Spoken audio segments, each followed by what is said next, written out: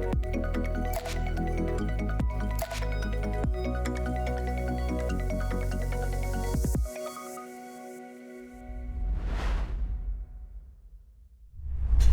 pessoal, vamos para mais um episódio do Bitar Podcast? Simbora, João. Bia, eu acho que o episódio de hoje está imperdível porque é a primeira vez que a gente aborda com tanta profundidade esse assunto, não é não? É a primeira vez e é um assunto que...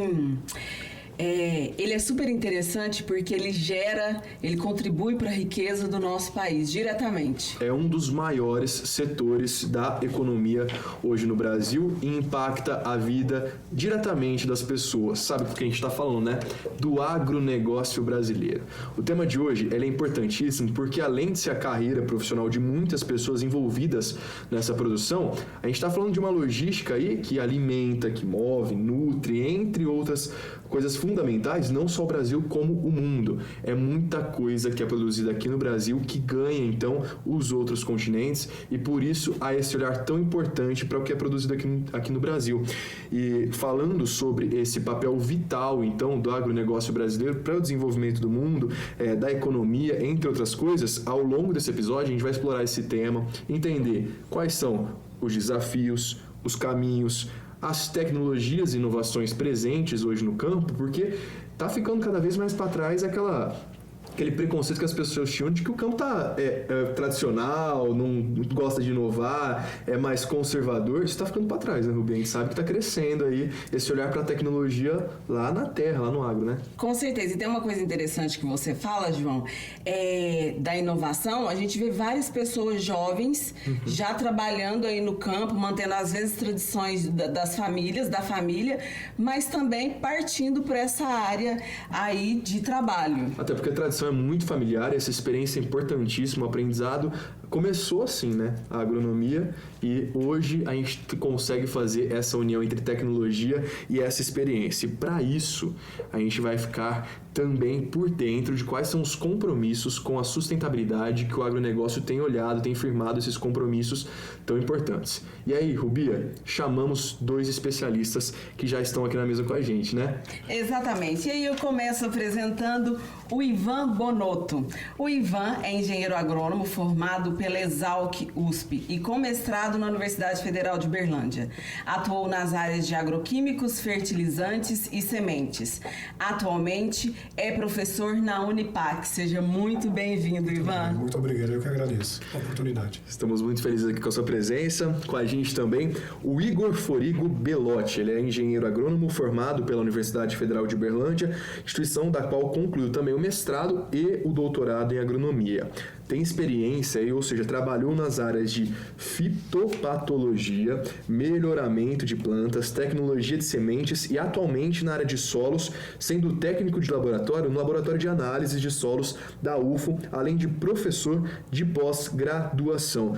Ô Igor, bem-vindo também para essa conversa, viu? Eu que agradeço a presença, é uma enorme satisfação estar aqui e espero contribuir muito com a nossa conversa. Prazer ter você aqui com a gente. Com certeza. Para mim, enquanto jornalista, é uma área muito interessante. A gente sabe que existem programas tradicionais, a cobertura desse tipo de negócio, ela é tradicional, né? A gente já acompanha há muito tempo. Tradicionalmente as pessoas ligam a TV de domingo, tem lá as notícias do campo e é uma área muito interessante. E é uma área que tem despertado cada vez mais curiosidade porque ela tem ficado cada vez mais acessível. Antigamente era algo muito restrito lá no campo, né? E hoje você já consegue, através das plataformas, enfim, da internet, ter mais acesso ao que está sendo desenvolvido, a essas tecnologias. Essa aproximação está sendo importantíssima. Vocês, enquanto estão na sala de aula, estão próximos desse ambiente acadêmico, têm visto esse despertar, a curiosidade maior, né, por essa área?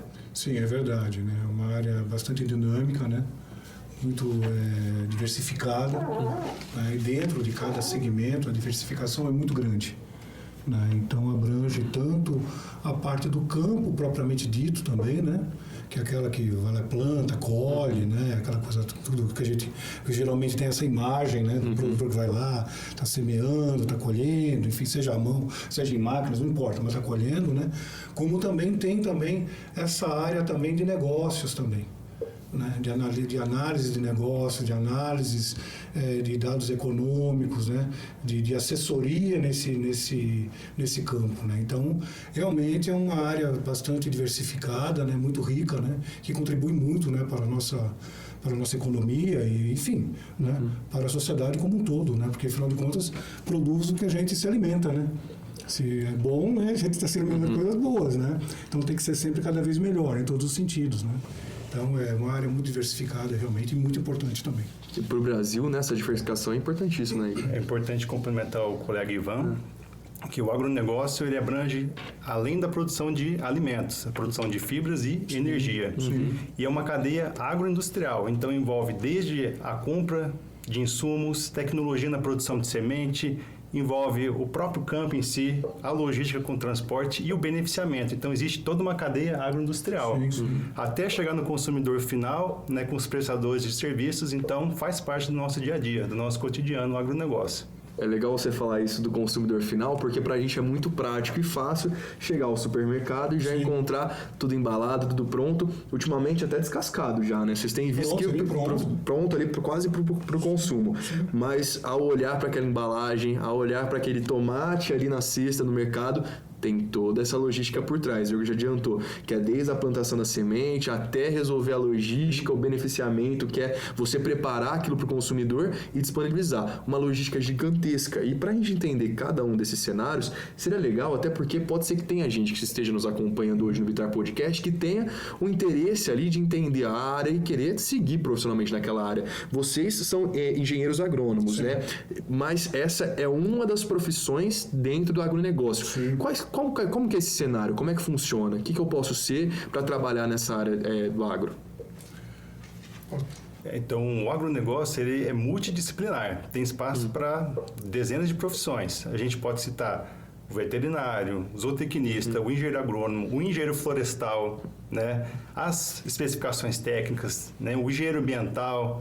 Então, você tem uma grande seara de profissões e não vou falar que uma compete com a outra. Todas são complementares, tem espaço para todo mundo no agro. Olha que notícia boa para quem agora está nesse período de escolher uma profissão, né, Rubia? Exatamente. Quando eles estavam comentando sobre a diversidade que a gente tem do agronegócio, eu fiquei pensando exatamente isso, na gama também de profissões e nas várias etapas que envolve esse processo. E aí, pensando nisso, quais são os principais produtos agrícolas e pecuários que existem aqui no Brasil? Bom, na verdade, né, o Brasil hoje é um país que é reconhecidamente agrícola, né? Hoje o agronegócio como um todo movimenta em torno de quase 25% do PIB brasileiro, que é em torno aí de quase 1,7 trilhões de dólares. Né? A gente também não deve se esquecer também da agricultura familiar. Né? Também tem isso também, né? Porque a gente fala do agronegócio, pensa em soja, que é o mais importante. O Brasil é o maior produtor de soja do mundo, né? O Brasil é um pioneiro aí na utilização do álcool, né, do etanol, como também uma diversificação da matriz energética. Isso lá na década de 70, né? Acho que muita gente que está nos vendo, nos ouvindo, né, nem nasceu naquela época, né? Mas desde a primeira crise do petróleo, lá no meados da década de 70, em 2 anos o Brasil implementou um programa de diversificação de matriz energética. Veja só, que era só calcado no petróleo, na gasolina, né, e no diesel, né? E como ele conseguiu fazer isso em nível mundial hoje, todos seguem essa linha, né? Só abrindo um parênteses para isso, né? Então, o Brasil hoje realmente é um país referência em relação à agricultura, né? E é claro que as principais, se nós olharmos em termos de grãos, né, evidente, é soja, né, milho, né, sorgo, feijão, né, trigo, né? E aí, na pecuária, logicamente, é carne, que o Brasil é um dos grandes produtores, né? E também em relação também à avicultura, suinocultura e assim vai. Então, ou seja, a cadeia, né, agrícola brasileira, né, isso de uma maneira geral em termos de grandes produtores, mas nós temos também a agricultura familiar. Como nós falamos, a agricultura familiar, a agricultura brasileira, o agronegócio hoje representa quase 25% do PIB nacional. A agricultura familiar representa 25% desses 25%, ou seja, praticamente 5% do PIB nacional. Então, se nós olharmos isso também, que produz mandioca, que produz, ou seja, todas essas coisas que nós geralmente vamos aos supermercados e compramos, hortaliças de maneira geral, né, vem dessa modalidade de agricultura. E isso precisa de profissionais que trabalhem também visando também esse público também. Até poderíamos entrarmos nesse assunto, né, com um pouco mais de profundidade, né? Mas é uma área bastante importante. É legal você dizer isso, porque eu tenho certeza que você que está nos acompanhando, então, sabe que ali perto da sua região tem uma agricultura familiar, ou seja, tem uma família voltada para a produção de alimento. Agora, só para o pessoal ter uma dimensão das diferenças, o que difere hoje uma agricultura familiar de uma grande produção? Bom, existe logicamente do lado legal, né?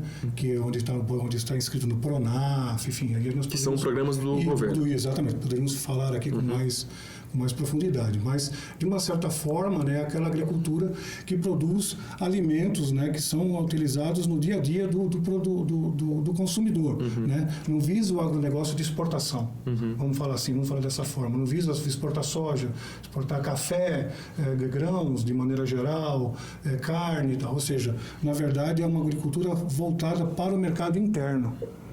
Então, a maioria do que nós consumimos hoje nos supermercados, feiras, verdurões, ou seja, na nossa mesa, vem da agricultura familiar.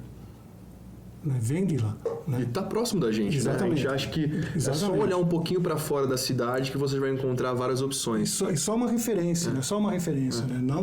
Não querendo fazer um contraponto de estar certo ou errado, mas só fazendo uma referência. Né? Na agricultura de larga escala, que nós chamamos como soja, milho, ou seja, de extensiva e intensiva, no caso, né? Hoje, cada hectare emprega em torno de uma mão e meia de obra por hectare. Ou seja, uma pessoa e meia, né? Isso em termos econômicos, não que divida a pessoa, mas em termos... Né? Junta ali 2 hectares, dá 3 pessoas, só para o pessoal entender. Só para entender, exatamente. Já na agricultura familiar, 1 hectare emprega em média 6 pessoas. Nossa. Diretos. Que é a família, diretos. Geralmente a família, mas geralmente precisa de um empregado. Precisa de uns 2, 3 pessoas ali para ajudar. Então, veja, a diferença em termos de empregabilidade direta nessa área. E eu sinto, né, que é uma área muito pouco assistida. Né? Não sei se estou fugindo um pouco do legal. tema, mas eu me sinto que porque eu lido também diretamente com esse tipo de público, né, de setor, eu vejo que é uma área um pouco esquecida das grandes empresas. Né? Sabe o que é legal dessa fala do Ivan, Rubia? Porque eu acho que depois desse episódio, mesmo quem não vá seguir uma carreira, uma profissão ali dentro do agronegócio, é um olhar diferente para quando você for no mercado. Já tinha parado para pensar, quando você olha ali para aquele alimento já pronto ali para você só pesar. Acho que o principal desafio da pessoa é pesar e levar para casa e lavar, claro, né? Mas que tem toda uma cadeia por trás, e quando a gente pensa em agronegócio, a gente sempre pensa em algo gigantesco, como se fosse algo distante, e a gente está falando que nós, enquanto Brasil, nós estamos ali com uma participação muito importante e grande nessa questão que alimenta o mundo. Tem um dado da Unesco, da Fundação da FAO, que ela é voltada para as pesquisas enquanto alimentação na humanidade, que até 2050, ou seja, a gente está falando dos próximos 25 anos, né, 26, 27, que eu sou de humanas, não vou arredondar, vai ficar mais fácil, mas a alimentação mundial, a produção de alimentos, vai precisar aumentar cerca de 70%. E aí, apesar de desenvolver já várias tecnologias, o olhar ainda é para a terra, porque é através da terra que vem esse alimento, né? Importante ressaltar que, além da população mundial crescer, existe um grande contingente de pessoas que vão sair do campo, principalmente da África, na Ásia, vão para as cidades. Existem pessoas que vão passar da pobreza para a classe média baixa, ou seja, pessoas que têm necessidade de alimentos com mais qualidade. Nossa. E o Brasil é um dos poucos países do mundo que tem condições de suprir essa necessidade mundial. Nós temos áreas disponíveis, principalmente pastagens em péssimo estado de conservação, né?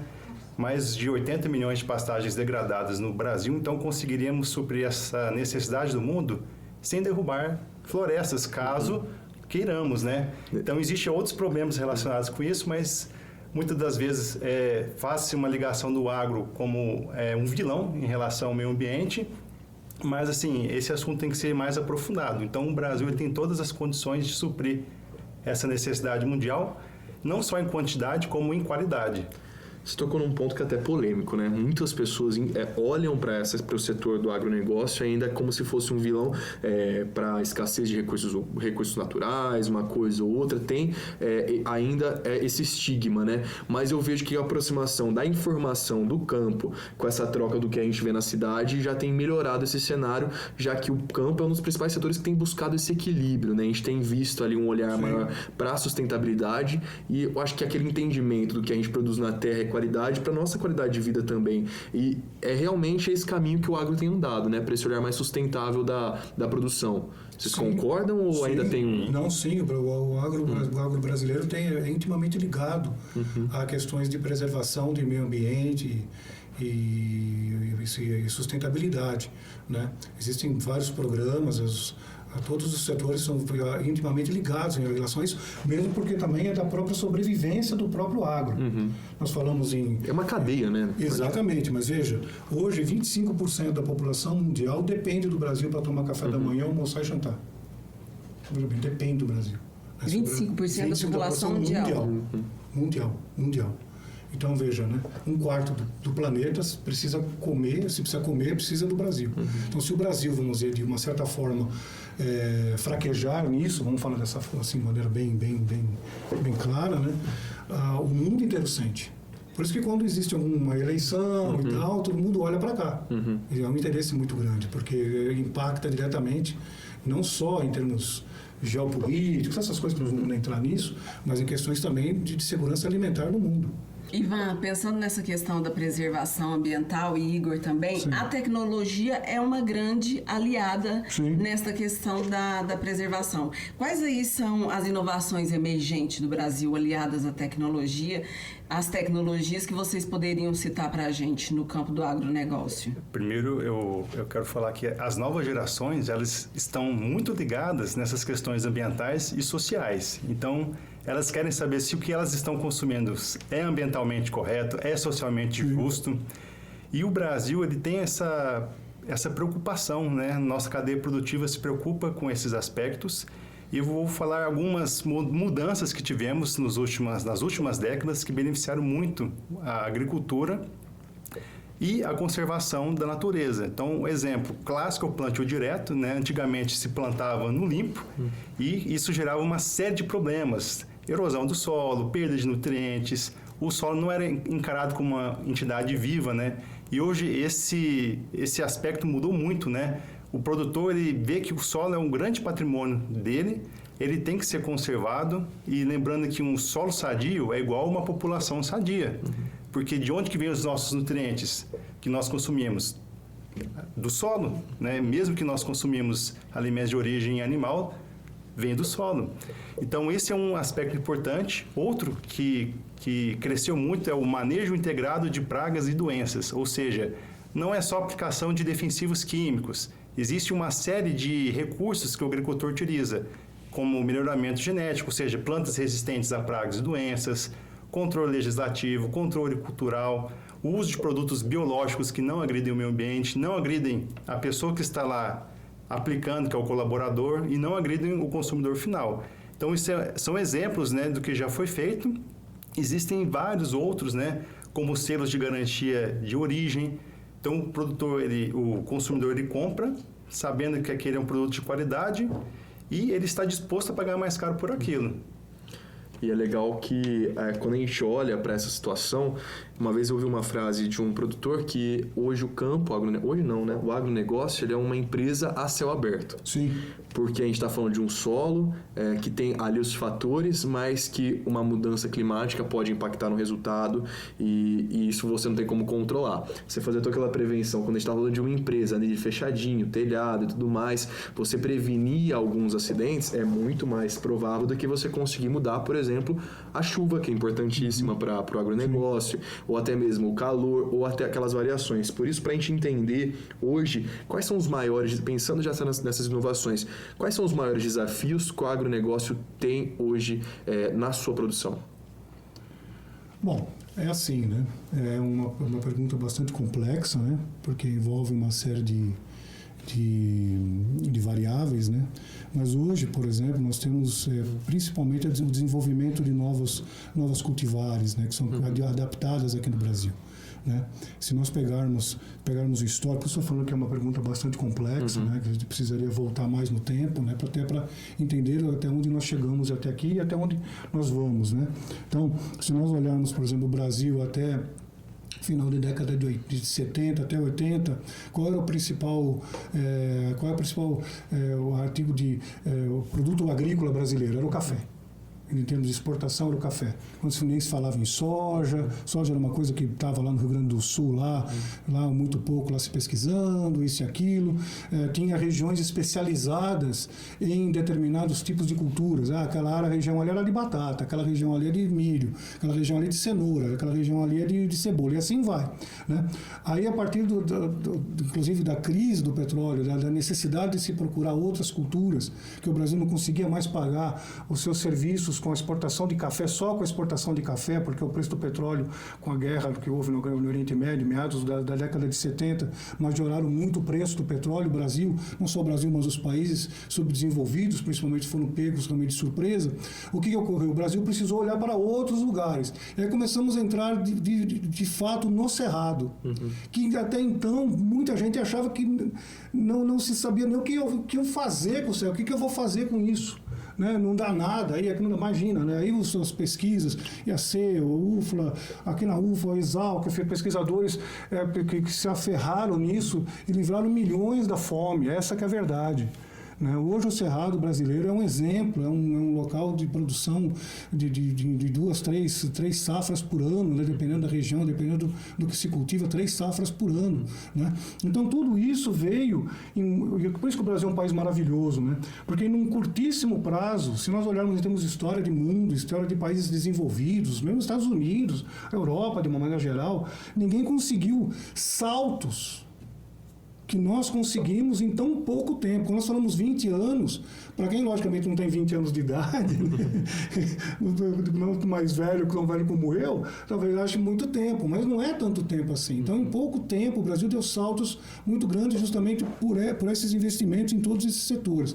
Então, hoje se produz desde o sul, norte, sul, leste, oeste, e o Brasil produz nos 12 meses por ano. 12 meses, você faz tomate, se fosse plantar tomate em Rondônia, isso há 30, 40 anos atrás, então seria uma piada. Hoje não, se produz tomate lá. Né? Soja no Pará, soja no Maranhão, soja no Piauí, imagina, você está de brincadeira. Não, hoje se produz soja uma realidade. Em Roraima. Então, na verdade, hoje, como desafio, na realidade, talvez aproximar um pouco mais essa questão da sustentabilidade da agricultura. Né? Porque nós falamos sempre de sustentabilidade, mas nós usamos também produtos oriundos, mesmo na produção agrícola, que não são oriundos de fontes renováveis. Tá aí os fertilizantes, por exemplo, os fosfatados, os potássicos e assim por diante. Então, eu acredito que a médio e longo prazo, né, aliar essas duas coisas, diminuir essa dependência, que o Brasil tem quase 80% de dependência em termos de importação de fertilizantes. Né, 80% vem de fora. Vem de fora. Ou seja, aumentou o preço lá por alguma questão, impacta na produção aqui. Ou tem uma guerra, como lá na Ucrânia, tudo aquilo, falta fertilizante e potássio no Brasil. Né? Com a guerra da Ucrânia, né, as importações da Bielorrússia e da Rússia, que eram os grandes fornecedores do Brasil, sofreram bastante impacto e os custos aumentaram bastante. Né? Eu quero ressaltar também uma questão que é um grande calcanhar de Aquiles do nosso agronegócio, é a agregação de valor. Então, o Brasil ele continua sendo um grande produtor de matéria-prima e nós temos assim, dificuldades devido a condições do custo Brasil de agregar valor. Eu vou dar um exemplo da cadeia produtiva do café. Somos o maior produtor de café arábica, que é o café de maior qualidade do mundo, né? Entretanto, os países que mais ganham com a produção de café são países da União Europeia, que não produzem café, principalmente Itália e Alemanha. Isso. E o ganho deles chega a ser mais de 10 vezes que o Brasil ganha cultivando café. Então, falta essas políticas de agregação de valor. né, deixarmos de ser produtores de matéria-prima. Quando a gente fala de beneficiar no agronegócio, é traduzindo você dar mais valor para o que é produzido aqui. Com certeza. E não é querer puxar sardinha para Minas Gerais, não. Então, eu vou pedir desculpa para os nossos amigos do Bitar Podcast que estão em outros locais, mas muito do café que é consumido no mundo, e o café é a segunda bebida mais consumida no mundo. Sabia disso? Sabia. Antes de começar o Bitar Podcast, eu tomei o quê? Café. E poderia ser, inclusive, já o produzido aqui no Cerrado Mineiro, porque é daqui que sai grande parte. Minas Gerais é o maior produtor de café, a gente sabe, e boa parte, infelizmente ainda, 90% do café produzido aqui na nossa região, eu acho que dá para dizer que um dado mais estadual, 90% vai para o exterior para ser consumido, enfim, para ser beneficiado e vendido mais caro. 10% desse café de qualidade fica aqui. É um cenário que tem mudado, mas o do café acaba repetindo em outras questões também, né? Ou seja, aquilo que é produzido aqui ganha esse valor lá fora e o que sobra é consumido no Brasil. Mais ou menos isso, né? E também para isso que pegando o gancho, né, do Igor, em relação à exportação de frutas, né? O Brasil é um país que poderia produzir frutas, né, e suprir o mundo todo de frutas, né, cítricos, enfim, ou seja, de todas as formas, né? Mas eu acredito que não há nenhum porto especializado nisso. Até a logística, então, impacta. Exatamente. Então, ou seja, você precisa pegar tudo. A maior parte também das nossas produções é tudo em cima de carretas. Né? Ainda muito pouco estradas, né? Carretas e estradas não, às vezes não, muitas vezes não muito bem conservadas, né? Ainda é assim, né? Estrada de ferro ainda muito pouco se utiliza para essa finalidade. A navegação também entre estados também acho que bem menos, né, do que estrada de ferros, com certeza, né? Então tudo isso deveria ser canalizado para esse tipo de finalidade. E o que a gente vê assim é que as coisas vão indo. Tudo bem, dá para fazer, vamos fazer, mas não tem uma política voltada para isso. Pelo menos eu não conheço. Né? Vocês me perdoem se eu estiver falhando nisso, mas eu não conheço uma política voltada para isso. Vamos ter portos, vamos exportar com containers especializados, vamos fazer, ou seja, mesmo aqui no Sudeste, no Norte, no Nordeste brasileiro, Mossoró, no Nordeste brasileiro poderia produzir fruta para o mundo inteiro. E está mais perto em termos de logística, né, da Europa, né, dos maiores polos consumidores, né? E eu não vejo isso, né? Então eu acho que essa também é uma questão também que deveria ser abordada também. É interessante que o produtor brasileiro é extremamente eficiente da porteira para dentro, né? Mas da porteira para fora a gente tem sérios problemas de logística, como o Ivan já mencionou. E o telespectador aí, não sei se vocês sabem, mas o custo do frete rodoviário longa distância acaba sendo mais caro do que o frete do hidroviário, do ferroviário. Isso. Então, o Brasil tem uma série de problemas. Por exemplo, nossos portos, né, são poucos e eles possuem baixo calado, ou seja, navios grandes não conseguem atracar. Então, o Brasil já perde competitividade com isso. Também não temos ligação transpacífica, né, entre o Oceano Atlântico e Pacífico, o que possibilitaria você reduzir o custo tanto de importar insumos como de exportar produtos. E eu queria atentar a respeito de um tema interessante, né, nessas dificuldades, que são a falta de acordos comerciais que beneficiam o Brasil. Então, temos uma grande dependência da China atualmente, né?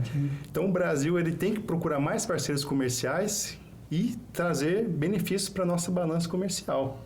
Você que vai seguir uma profissão nessa área já sabe mais ou menos quais são os caminhos para, inclusive, tentar amenizar esses problemas que hoje o agro tem como desafio, Exatamente. Mas também como oportunidade, né? Dá para pensar assim, né, Rubia? Sim, eu pensando nessa questão do mercado de trabalho que você citou, João, numa das falas anteriores do Ivan, ele citou algumas universidades e falou sobre a pesquisa científica tão importante para essa inovação. As universidades são parceiras também, não só dos grandes produtores, mas dos pequenos e médios produtores. Como que é essa relação das universidades, dos centros de pesquisa com quem está no campo? Eu tenho um exemplo próximo de mim, né? Trabalho na Universidade Federal de Uberlândia. Então, foi levantada aqui uma questão, por exemplo, dos problemas com a importação de adubos potássicos, né? Então, já se pesquisou fontes para substituir esse adubo.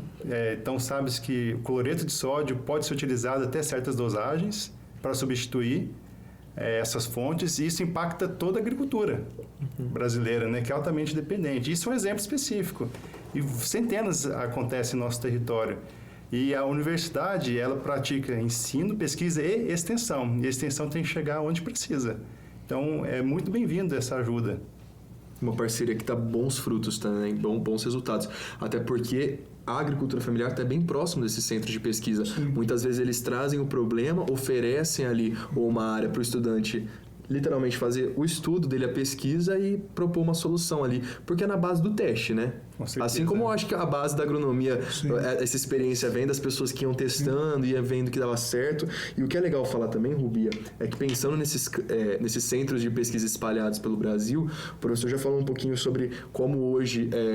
em diferentes biomas são produzidas coisas que há 10, 20 anos era inimaginável. E como é legal a gente destacar isso. O Brasil é muito rico nessa... A gente olha para outros países na Europa que basicamente o país todo é o mesmo perfil ali enfim, seja enfim, nos setores. Agora, para o Brasil, é um desafio, querendo ou não, se olhar para um país que tem 4 estações ao mesmo tempo, enquanto na região sul o problema está sendo o excesso de chuva, lá no norte é o calor, e pensar nesses biomas diferentes que continuam sendo produzidos, essa importância das pessoas compartilharem essas experiências para que seja possível essas culturas sejam espalhadas, né? É legal dizer isso, que o Brasil ele tem esse potencial para que diferentes solos produzam coisas ao longo de todo o ano. É interessante lembrar também da Embrapa, né?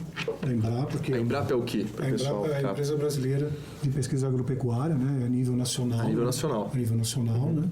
E realmente tem uma alavancagem muito grande, né, em todos os setores, solos, frutas, arroz e feijão, e assim vai, né, pecuária, né, e eles têm portais, sites e portais disponíveis na internet, né? Então você pode entrar lá, tem vários catálogos, encartes, literatura, enfim, ou seja, tem toda uma gama de informações disponíveis de fácil acesso, de fácil literatura, né? De fácil leitura, melhor dizendo, perdão, de fácil leitura, né? Para quem vai acessar essas informações, né?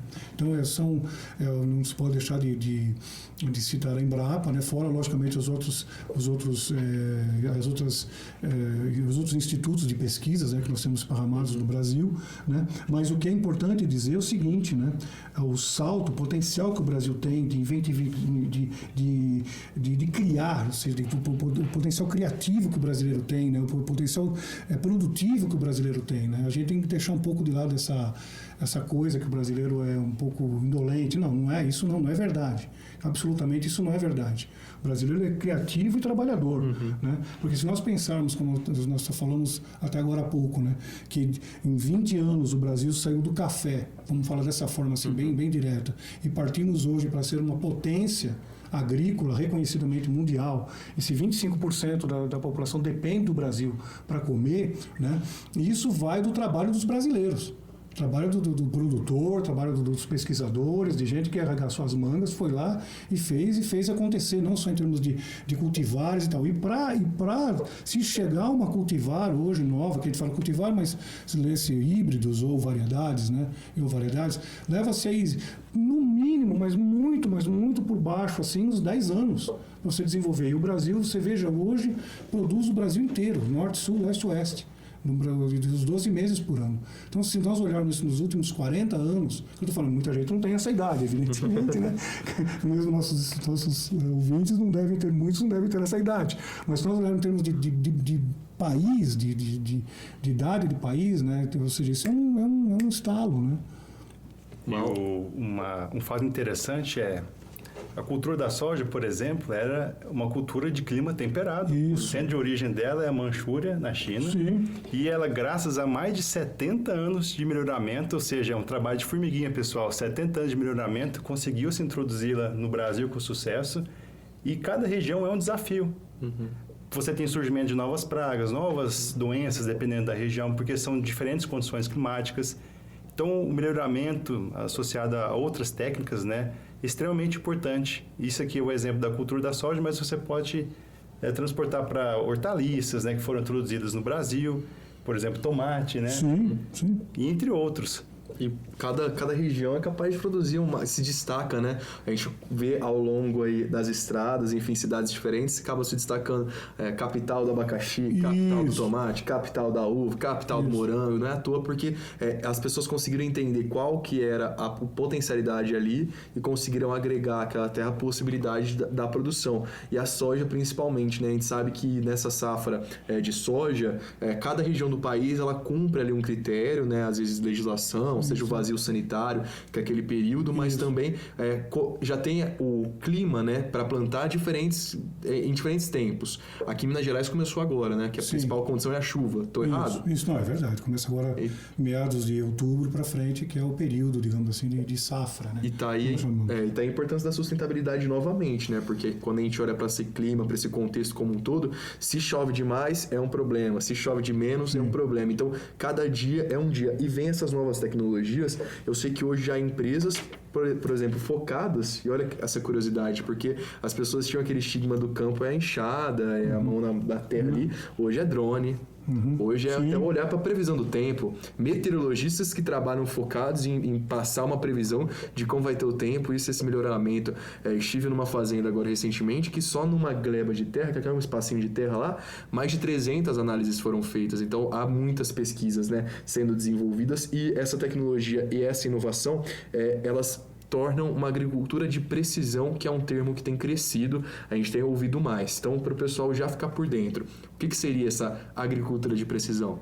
Seria você maximizar os recursos disponíveis, né? Economizar água, nutrientes.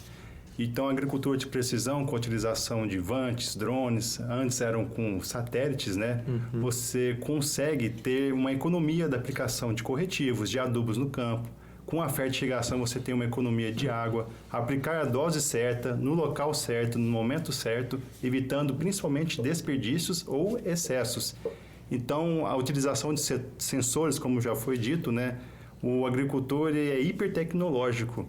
Então, ele precisa disso para ter competitividade, porque com o tempo há um encarecimento de insumos, né? Encarecimento de maquinários, há questões ambientais, né? Nós temos os recentes problemas aí com o aquecimento global, com períodos de estresse hídrico cada vez mais constantes, né? Então, ele tem que ser hipertecnológico até por uma questão de sobrevivência a longo prazo. Quando você fala em agricultura de precisão, por exemplo, então nós estamos falando de água, né? Bem lembrado, né? Pelo água, né? Hoje se fala-se muito de água, que o Brasil é um país realmente mesmo abençoado em água, né? Mas o que ocorre, eu acho que em torno de 15% da água potável, né? Ou seja, água doce, né? No mundo está aqui no Brasil, né? Então o Brasil é muito abençoado nisso, né? Mas o que ocorre na realidade?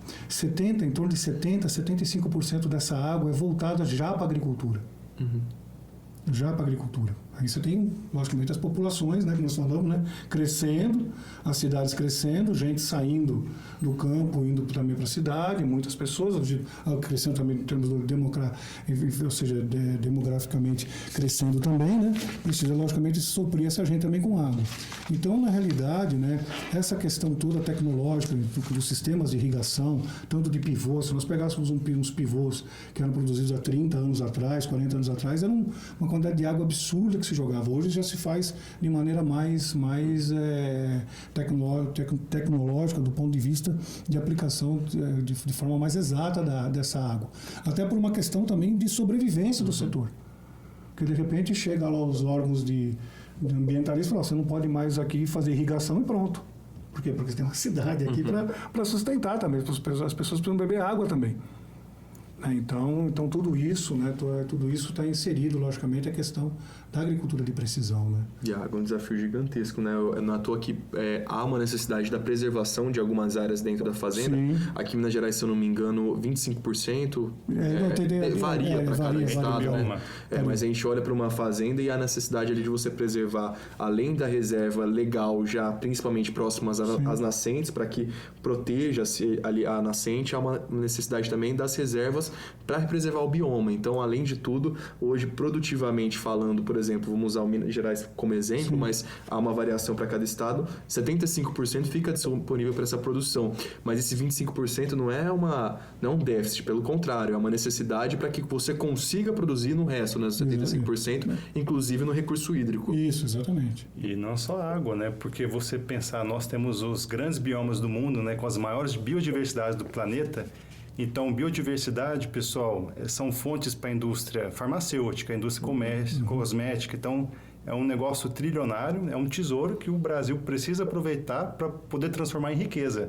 Então, preservar essas áreas faz parte do nosso futuro. Exatamente. É de fazer inveja nos outros países, né? Esse Brasilzão que a gente tem, não é não? Com esse tanto de potencial, tem que cuidar. E aí é uma responsabilidade nossa também no dia a dia, né? Rubia, inclusive, eu acho que quando a gente pensa em agronegócio, já foi no mercado e você percebeu que o tomate estava R$2, R$3 mais caro? Já percebi. E aí volta na outra semana, tá um pouquinho mais barato. Também. E quando dói no bolso, a gente tende a olhar mais. Mas a gente também tem uma responsabilidade nesse sentido de preservação desses recursos, né? A gente vê o agronegócio, mas também a gente pode, enquanto consumidor, fazer parte dessa sustentabilidade. Ou seja, em uma diferente escala, a gente também tem uma responsabilidade nisso, né? Sim, com certeza, né? A agricultura tem uma responsabilidade direta nisso, né? Porque é ela que consome, né, grande parte desses recursos. Ela que ocupa grande parte desses recursos. Uma via de mão dupla. Exatamente. E cobrar também das empresas, né, que façam esse compromisso, principalmente das empresas maiores, que consomem, né, boa parte do que é produzido aqui no Brasil e fazem esse beneficiamento, que tenham esse compromisso com a sustentabilidade. Eu acho que as grandes marcas a gente tem visto que tem esse olhar já de aproximação a esses compromissos que a gente tem visto, e eu acho que enquanto consumidor a gente tem que estar atento também àquelas empresas que realmente fazem esse compromisso, porque no contexto geral a conta, querendo ou não, pode chegar no bolso, mas também pode chegar de outras maneiras, que é aquele produto mais caro por conta de um bioma que não foi bem cuidado ali, né? Sim, com certeza. Tem que ter mais esse cuidado. E aí, pensando nessa questão desse olhar atento das empresas, como que o agro observa as questões sociais e também as questões das condições de trabalho? O João trouxe vários dados aqui da tecnologia, de drone, de trator, de colheitadeira, que hoje tem até ar-condicionado, né, João? Demais. E aí eu vejo muito em Santa Rosa da Serra, que é uma cidade aqui de Minas Gerais, onde eu frequento, que meu companheiro é de lá, e aí é uma grande produtora de café. E aí, pensando na mão de trabalho, né, das pessoas que saem de várias regiões do país e que vão na época da colheita para Santa Rosa, muda a cara da cidade. Sim. Como que o agronegócio lida com isso? Com as condições de trabalho, tem inovação, tecnologia, mas ainda é necessária a mão de obra, às vezes deslocada de outros lugares. E aí, como que o agro observa essas questões? É importante falar que o agronegócio ele gera 28 milhões de empregos no Brasil. Representa aproximadamente 27% de todos os empregos. E temos, né, infelizmente, alguns casos de trabalho escravo, né, que já foram noticiados na mídia. Tudo isso é condenado. Temos alguns casos de péssimas condições de trabalho, falta de mão de obra em algumas regiões, né?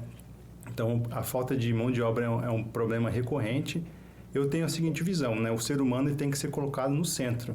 Então, os trabalhadores, que são, na verdade, colaboradores, eles estão ali para crescer como pessoas, também podem contribuir para o crescimento daquela empresa, e as empresas, elas só têm a se beneficiar com o aperfeiçoamento dessas pessoas, né?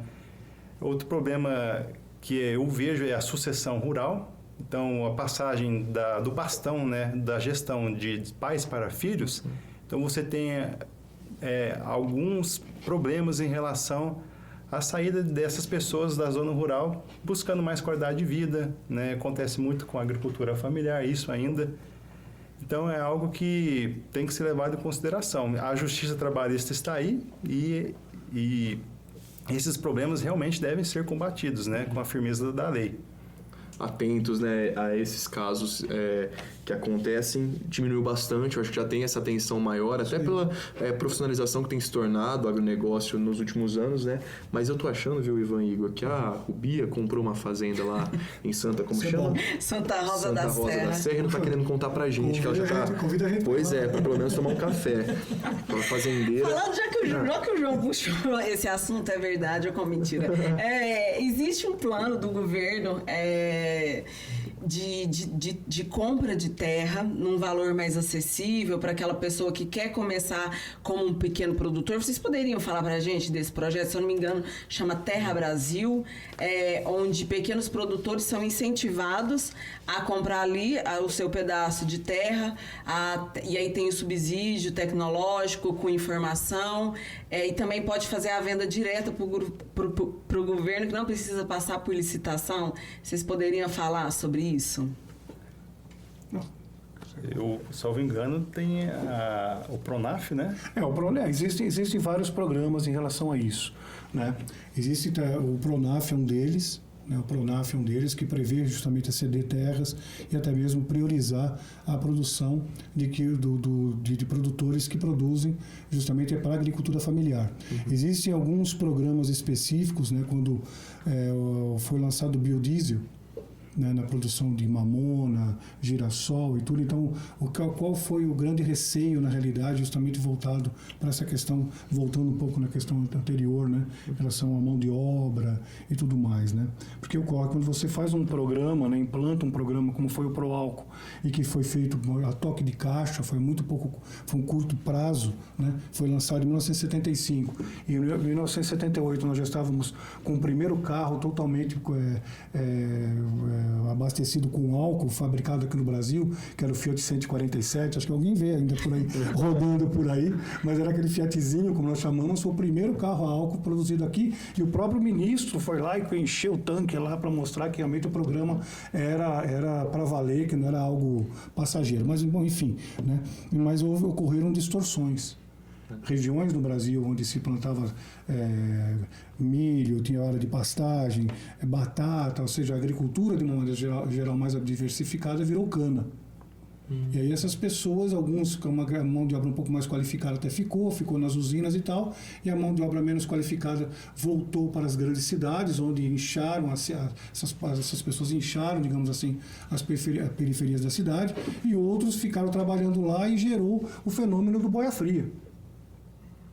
Então, isso daí, na realidade, né, são situações quando você implementa algo assim. Quando foi feito, voltando agora aqui à questão do biodiesel, houve uma preocupação justamente em relação a isso, tanto legal como de forma efetiva, visando essa questão. Então, existem selos, na verdade, de empresas que adquirem produtos, ou seja, produtos agrícolas para fazer o biodiesel, como mamona, soja e outras girassol, ou seja, outras culturas para isso, né? Um selo social. Então, ela tem benefícios sociais. Pegando esse gancho, existem alguns programas visando esse tipo de produção. Né? Visando esse tipo de produção, ou seja, visando produções específicas para programas que o governo implementa. Né? Por exemplo, o biodiesel dá para fazer de óleo de dendê, dá para fazer de óleo de babaçu.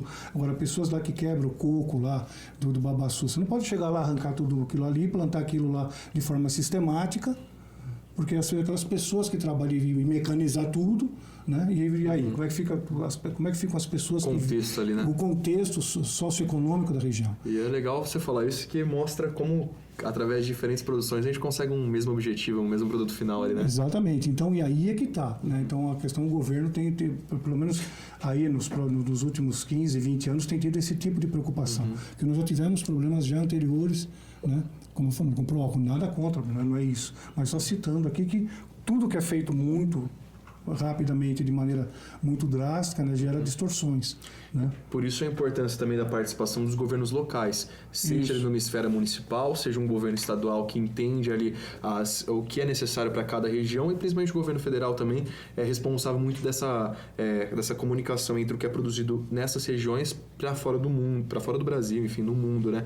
E para fora do mundo não tem como, ainda não chegamos lá, eu acho. Talvez venham mais novidades por enquanto, né? Mas para fora do Brasil, no no mundo. Então, existem esses programas de incentivo nessas diferentes esferas, então, nessas diferentes escalas, seja até mesmo um incentivo financeiro, de encargo, mas também o de consultoria, que eu acho que também é muito importante, né? Ou seja, alguns órgãos, como a própria Embrapa, vão até essas regiões e os consultores aproximam essas informações do campo científico para o produtor, principalmente o pequeno produtor nessa agricultura familiar, né? Então, tirando aquela responsabilidade só da sucessão familiar que é feita do filho que já cresce naquele ambiente, aí é ensinado ali naquele contexto e aquilo vai se passando e vai se profissionalizando, até porque hoje uma das principais vantagens dessa profissionalização é que você produzir mais no mesmo espaço de terra e com menos gastos, vamos dizer assim. Esse é um dos principais caminhos que tem percorrido o agronegócio, né?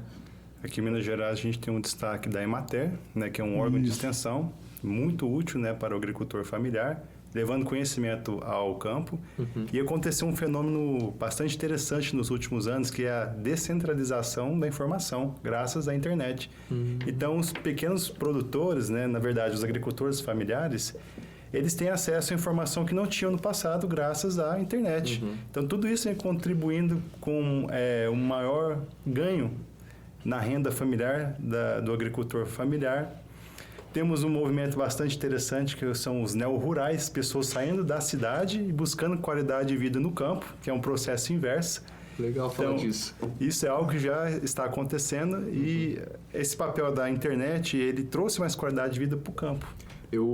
Durante todo o meu processo de escola, né, quando a gente está falando de geografia, e deu para perceber pela história, pela aula de história que o Ivan deu, falando um pouquinho do contexto do agronegócio, mas o êxodo rural era sempre algo discutido na sala de aula. Então, quantas pessoas saem do campo para ir para a cidade, e aí é um outro caminho a ser percorrido. Mas o que a gente tem visto é que, pensando nessa profissionalização do campo, há esse caminho inverso, ou seja, das pessoas voltando, pensando em qualidade de vida, e isso abre até brecha para um outro tipo de negócio que existe aqui em Minas Gerais, que é o turismo rural. Já ouviu falar? Sim. Já fez algum passeio? Empresas especializadas, né, nesse tipo de passeio. Eu sei que aqui na nossa região a gente tem pessoas que vendem passeios, experiências ali em queijarias, ou seja, o turista, que é assim chamado, vai lá visitar como que é o contexto da fazenda, ou seja, tem muitas crianças, inclusive, que veem uma vaca ali pela primeira vez, entendem de onde vem o leite que eles tomam pela primeira vez. Então tem até esse turismo rural que tem encantado o pessoal, justamente por essa necessidade da aproximação do que é produzido no campo e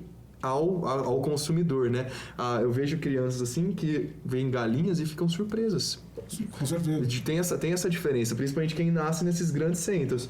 Eu não sei se vai ser o caso aí de alguns dos nossos amigos e amigas do nosso Bitar Podcast, mas já fica o convite, vem fazer o turismo rural aqui em Minas Gerais, você vai se encantar. Tem queijo, doce de leite, café, cachaça,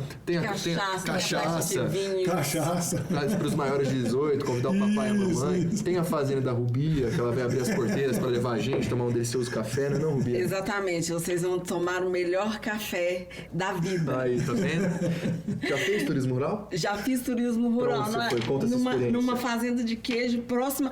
Não, na verdade, a de queijo não foi a melhor experiência, foi a de morango em São Gotardo. Morango? Morango, uma fazenda de morango. Se minha irmã ficar sabendo dessa, minha irmã é viciada em morango. Eu confesso que o meu foi no café.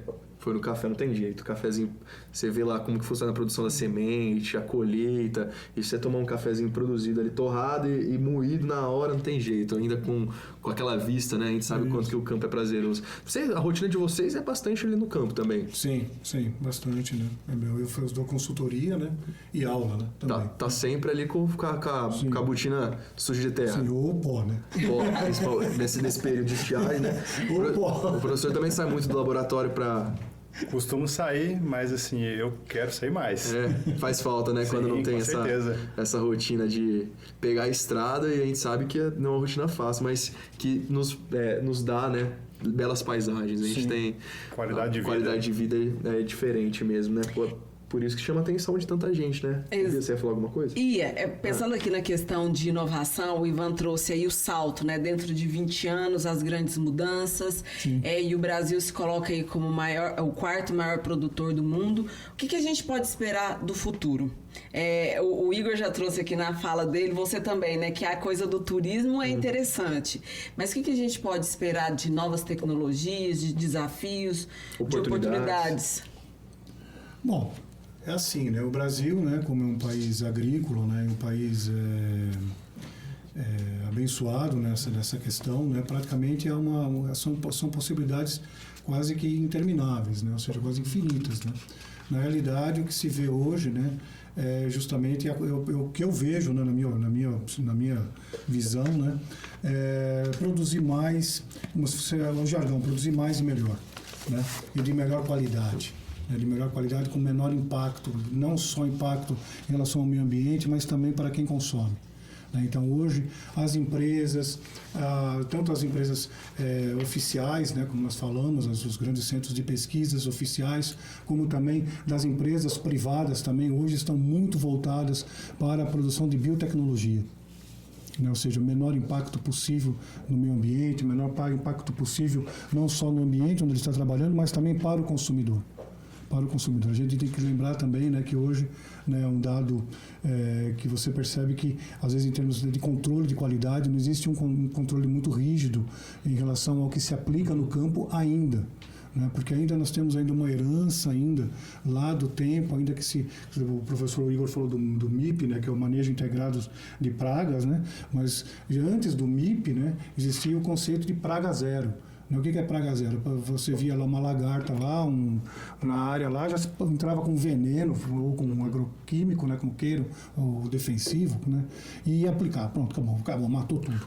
Matou tudo, é praga zero. Então, aí, quando se começou a observar as distorções em relação a isso, não só em relação ao meio ambiente, mas também em relação à saúde humana, então as empresas começaram a mudar a mentalidade com produtos mais seguros, né? E em relação ao MIP, que é o Manejo Integrado de Pragas, aplicar justamente no momento certo para a praga certa, vamos falar assim, né? Ou seja, acertar mesmo no alvo, não para tudo, né? Então você pode ter lá algumas lagartas, né? E não vai ter problemas em relação à sua produção, né? Você pode conviver com aquilo, né? A partir de um certo ponto para frente, não. Porque não se resolve o problema e cria outro, né? Exatamente, um pior até. Então, hoje, as empresas, e aí nesse progresso, né, nesses últimos tempos, as empresas têm investido nesse setor. Né, ou seja, selo verde, né, são certificações de produções orgânicas, tem vários selos, várias certificadoras, né, isso tem incentivos, né, em relação a isso, né, justamente voltar também para essa questão também da agricultura familiar, ou mesmo também para as grandes agriculturas, ou seja, então, o desafio, né, é você trabalhar dentro de produtos muito mais seguros. A gente poderia falar em termos de resíduos e tal, mas isso é talvez para uma outra oportunidade. Vai ter que voltar no Bitar Podcast, então, né? Não, eu aceito o convite. Ô Igor, o que a gente pode esperar desse futuro também? Eu vou acrescentar a fala do Ivan, né? Essa questão da rastreabilidade é algo que vai entrar mais em voga. Você comprar um alimento, saber onde ele foi produzido, por quem ele foi produzido, tem algum resíduo, esse animal ele foi tratado de uma forma mais justa, né? No abate dele. Então, essa rastreabilidade, o consumidor ele está disposto a pagar mais por um produto de maior qualidade, mais socialmente justo, ambientalmente correto. E tenho a falar algumas coisas que parecem ficção científica, né? Mas assim, já está chegando. A carne in vitro, né? Que é a carne produzida em laboratório, ela vai impactar bastante o setor agropecuário. O cultivo indoor, né? A agricultura vertical, principalmente em ambientes urbanos. São o cultivo de plantas em galpões usando aquaponia, hidroponia, aeroponia, que são tecnologias específicas. O produtor ele vai ser bastante impactado, né? Já está sendo impactado com sensores, né? Ele saber o que está acontecendo no campo, como está o solo, a questão das chuvas, né? As condições propícias para desenvolver uma determinada praga ou doença. Então ele vai ter mais ferramentas à disposição para saber a hora certa de agir. E eu também coloco o que a gente chama de marketplace, que é um lugar, né, são plataformas virtuais nas quais o produtor rural ele consegue comprar insumos com preço mais baixo, né? Então ele foge do intermediário e ele consegue vender direto para o consumidor também, que é bastante interessante no futuro. Olha aí, João, muitas inovações. Será que, acho que Vai que tem alguém acompanhando que vai ser aluno, vai estar na sala de aula com vocês, hein?